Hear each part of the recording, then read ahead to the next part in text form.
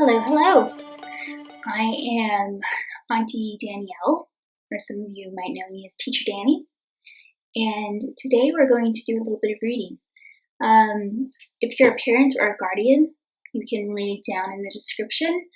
We've linked to the website Scribd, who they are offering 30-day free trial. You can find a variety of ebooks there, lots of kids' books, including the one we're going to read today. There's also some additional resources that we're linking to that will give you some activities to do centering around Ferdinand the Bull, some comprehension questions, and just some things to keep you busy, just an extra. Or if you are not interested, just watch the video, listen, read along, and I hope you enjoy it.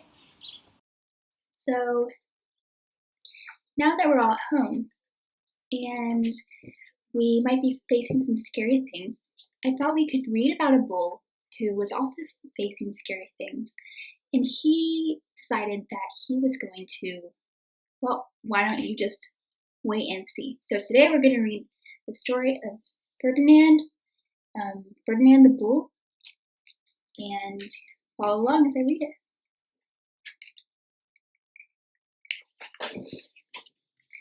Once upon a time in Spain, there was a little bull, and his name was Ferdinand. All the other little bulls he lived with would run and jump and butt their heads together, but not Ferdinand. He liked to just sit quietly and smell the flowers. He had a favorite spot out in the pasture under a cork tree. It was his favorite tree, and he would sit in its shade all day and just smell the flowers.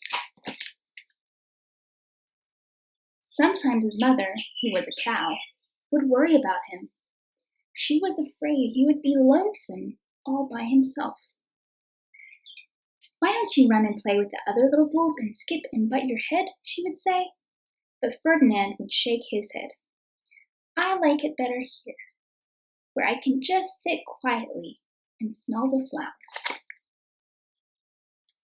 His mother saw that he was not lonesome, and because she was an understanding mother, even though she was a cow, she let him just sit there and be happy.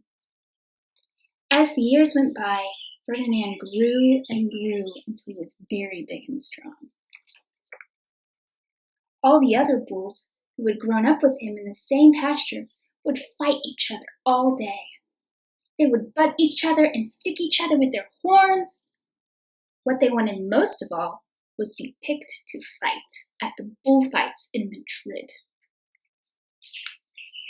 And here's a picture of him looking at a sign for the bullfights in Madrid.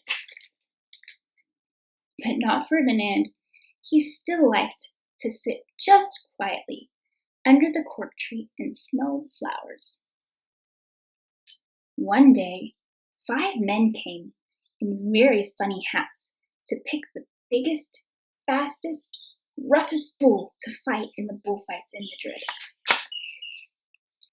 All the other bulls ran around snorting and butting, leaping and jumping, so the men would think that they were very, very strong and fierce and pick them. Ferdinand knew they wouldn't pick him, and he didn't care. So he went out to his favorite cork tree to sit down. Uh-oh. He didn't look where he was sitting, and instead of sitting on the nice cool grass in the shade, he sat on a bumblebee. Well, if you were a bumblebee and a bull sat on you, what would you do? You would sting him, and that is just what this bee did to Ferdinand. Wow, did it hurt! Ferdinand jumped up with a snort. He ran around puffing and snorting, butting and pawing the ground as if he were crazy. The 5 men saw him, and they all shouted with joy.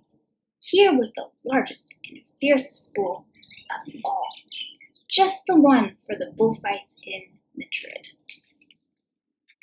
So they took him away for the bullfight day in a cart. What a day it was! Flags were flying, bands were playing, and all the lovely ladies had flowers in their hair. They had a parade into the bull ring. First came the banderilleros with long, sharp pins with ribbons on them to stick in the bull and make him mad. Next came the picadors, who rode skinny horses, and they had long spears to stick the bull and make him madder. Then came the matador, the proudest of all. He thought he was very handsome and bowed to the ladies. He had a red cape and a sword and was supposed to stick the bull last of all. Then came the bull. And you know who it was, don't you? Ferdinand. They called him Ferdinand the Fierce, and all the banderilleros were afraid of him, and the picadors were afraid of him, and the matador was scared stiff. Ferdinand ran to the middle of the ring, and everyone shouted and clapped because they thought he was going to fight fiercely and butt and snort and stick his horns around. What do you think's going to happen? But not Ferdinand. When he got to the middle of the ring, he saw the flowers in all the lovely ladies' hair, and he just sat down quietly and smelled. He wouldn't fight and be fierce no matter what they did. He just sat and smelled.